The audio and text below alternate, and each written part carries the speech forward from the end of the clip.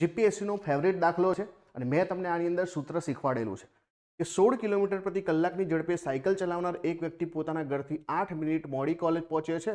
24 કિલોમીટરની ઝડપે ચલાવી હોય સાયકલ તો 8 મિનિટ વહેલા પહોંચતો, તો ઘર અને કોલેજ વચ્ચેનું અંતર કેટલું? હવે અંતર શોધવા માટે આપણું સૂત્ર શું છે કે ભાઈ S1 × S2, આ બંને સ્પીડનો ગુણાકાર છેદમાં બંને સ્પીડનો જે છે શું કરીશું, ડિફરન્સ લઈશું અને અહીંયા ડેલ્ટા ટી એટલે કે ટાઈમ લઈશું. હવે ટાઈમ માટે આપણે શું કરવાનું કે જ્યારે પણ કોઈ વ્યક્તિ વહેલા પહોંચે બંને વખત તો બાદબાકી કરવાની, જો મોડા પહોંચે તો જે ફળે બાદબાકી કરવાની, અને એકવાર વહેલા હોય ને એકવાર મોડા હોય તો જે છે સરવાળો કરવાનો. તો અહીંયા જુઓ, એકવાર મોડા હશે એકવાર જે છે વહેલા હશે એટલે સમયનો શું થશે, સરવાળો થશે.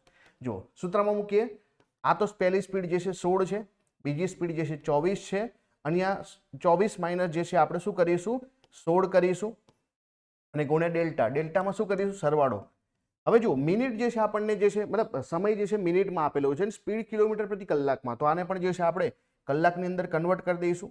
તો જુઓ અહીંયા 24 માંથી 16 જશે, કેટલા થશે, તો અહીંયા આપણે લખીએ તો 16 ગુણ્યા 24, અહીંયા જે છે 24 માંથી 16 એટલે 8 ગુણ્યા જે છે 16 ભાગ્યા જે છે 60.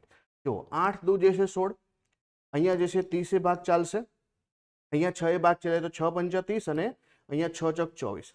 હવે જો કોઈ પણ સંખ્યાને 5 વડે ભાગવા એટલે ઉપરની સંખ્યાને ડબલ કરીને પોઈન્ટ મૂકવાનો, તો 16 ગુણ્યા 8 કરીએ તો 128 થાય અને 128 ની અંદર જે છે ભાગ્યા 10 કરીએ એટલે કે 12.8 થશે. કેટલા? 12.8 કિલોમીટર આપણો જવાબ આવશે.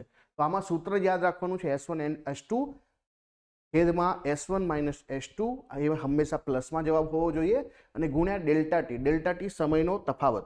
જ્યારે તમને એકવાર વહેલા અને એકવાર મોડા પૂછે તો સરવાળો કરવાનો, બંને વાર વહેલા બંને વાર મોડા પૂછે તો પણ તમારે શું કરવાનું, તે બાદબાકી કરવાની. તો ત્યાં તમને હંમેશા ડિફરન્સ પોઝિટિવ મળવો જોઈએ. તો અહીંયા તમારો જવાબ આવશે 12.8 કિલોમીટર.